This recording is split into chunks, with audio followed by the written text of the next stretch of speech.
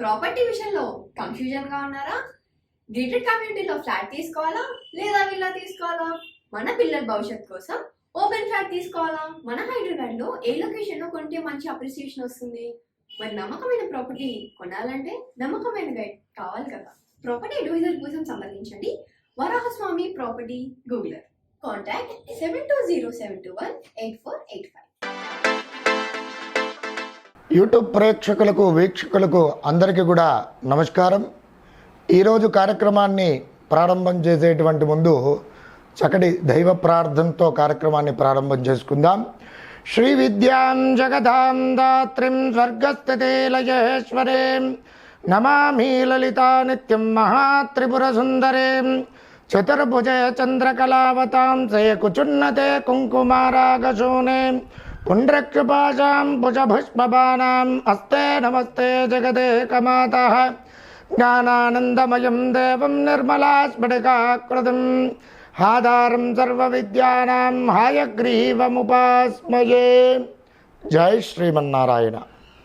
ఈరోజు కార్యక్రమంలో భాగంగా ముఖ్యంగా మేషాది మీన పర్యంతము 12 రాశుల వారికి ముఖ్యంగా కుటుంబంలో ఉన్నటువంటి సమస్యలు ఏమిటి అంటే దాంపత్య విషయంలో కానివ్వండి, సోదరాభావంలో కానివ్వండి, అలాగే మరి విశేషంగా అత్తాకోడళ్ళ మధ్య సమస్యలు కానివ్వండి, అలాగే విశేషంగా కుటుంబంలో ఉన్నటువంటి సభ్యులకి ముఖ్యంగా పరిహార మార్గాలు ఏమిటి, ఏ రాశి వారికి ఎక్కువగా తరచు ఏ కుటుంబ సభ్యుడితో వివాదాలు చోటు చేసుకునేటువంటి అవకాశాలు, అలాగే చెప్పినటువంటి మాట సరిగా వినకపోవడము, దానికి తగు పరిహార మార్గాలు ఏమిటి, ఏ మరి పరిహార మార్గాలలో భాగంగా విశేషంగా హోమ పరిహారములు ఏమిటి, అలాగే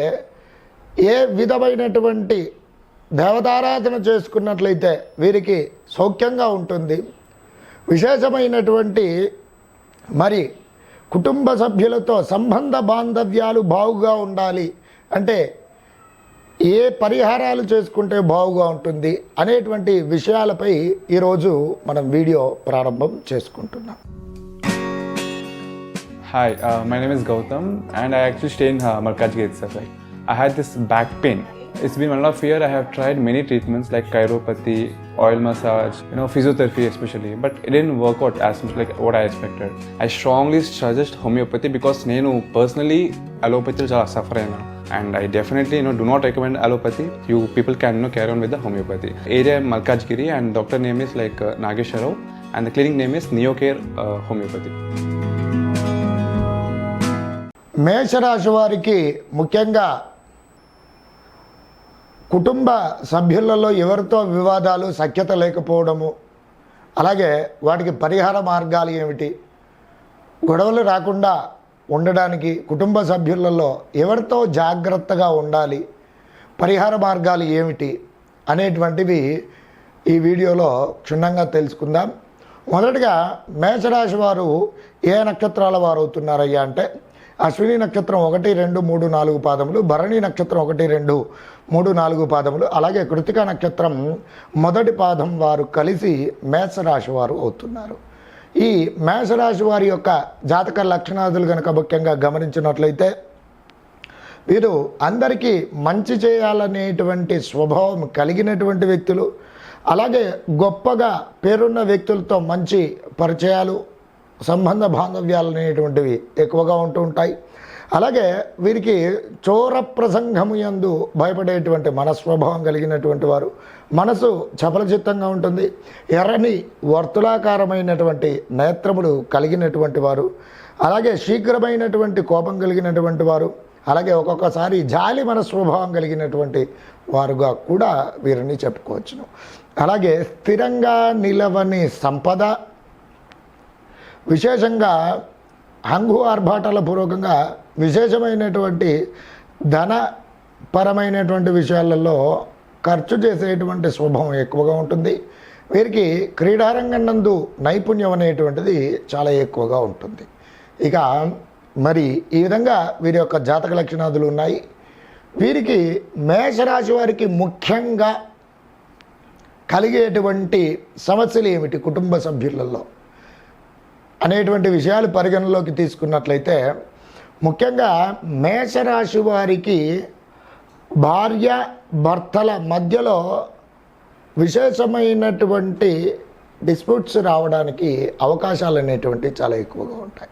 అయితే వీరికి ముఖ్యమైనటువంటి సూచన ఏమిటి అనగా, భార్యాభర్తాదుల విషయాలలో ఒకరికి ఒకరు బావుగా అర్థం చేసుకొని వారి యొక్క పూర్తి విషయాలు అనేటువంటివి బావుగా మాట్లాడుకున్నట్లయితే సమస్యకు పరిష్కారం అనేటువంటిది దొరుకుతుంది.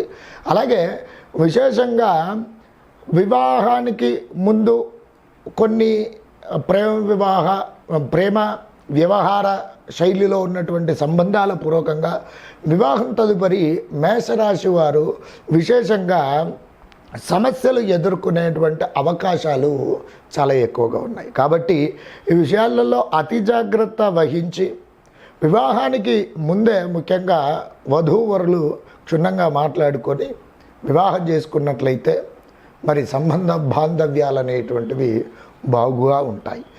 అలాగే ఇక ముఖ్యంగా ఈ మేషరాశి వారు సంతానపరమైనటువంటి సమస్యలు కూడా ఎదుర్కొనేటువంటి అవకాశాలు ఉంటాయి. అంటే వీరు పుత్రికాదులతో మేషరాశి వారు విశేషంగా కొన్ని సమస్యలు ఎదుర్కొనేటువంటి అవకాశాలు ఉంటాయి.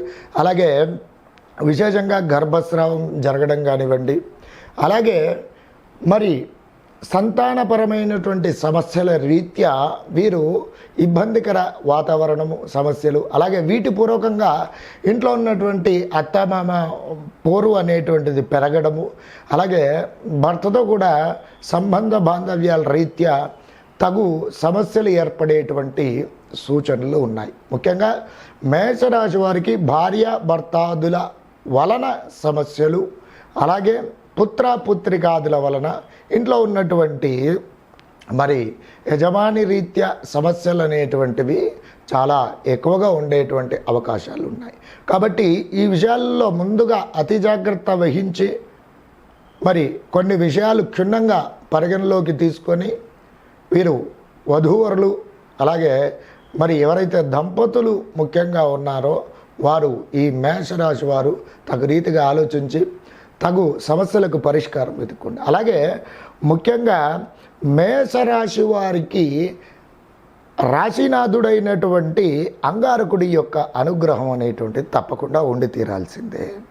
మరి కుజుడు, అంగారకుడు అంటే కుజుడు, ఈ మేషరాశి వారికి అధిపతి కుజుడు కావడం పూర్వకంగా ఇంకో సమస్య ఆర్థికపరమైనటువంటి విషయాల రీత్యా కానివ్వండి, అలాగే మరి ముఖ్యంగా ఇంకా గనక చూసుకున్నట్లయితే రోగ సంబంధమైన అంటే అనారోగ్య సమస్యల రీత్యా కానివ్వండి, భార్యాభర్తల్లో వివాదాలు జరిగేటువంటి సూచనలు అనేటువంటివి ఉన్నాయి. కాబట్టి ఈ రీతిగా వ్యవహరించినట్లయితే మీకు ఈ సమస్యలు ఉన్నట్లయితే ముఖ్యంగా కుజుడికి ప్రతి మంగళవారము రోజున కుజగ్రహ జపానుష్ఠానం చేయండి. అలాగే కుజుడికి ప్రీతికరమైనటువంటి కందులతో కూడినటువంటి పదార్థాలు ఏవైనా సరే దేవాలయ ప్రాంగణంలో కానీ మరి ఏదైనా బయట మరి అనాథ వృద్ధ ఆశ్రమంలో కానివ్వండి చక్కగా కందులతో కూడినటువంటి పదార్థాలు దానం చేయండి. అలాగే ఎర్రని రంగు గల పండ్లు పేదలకు వృద్ధులకు పంచండి. అలాగే ఎర్రని రంగు గల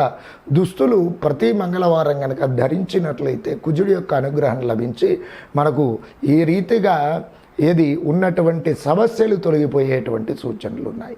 అలాగే ఈ మేషరాశి వారు ముఖ్యంగా అన్యోన్య దాంపత్య పాశుపత హోమము అనేటువంటిది ఒకటి ఉంది. దాని రీత్యా ఆ అన్యోన్య దాంపత్య పాశుపత హోమం ఒకసారి జరిపించండి.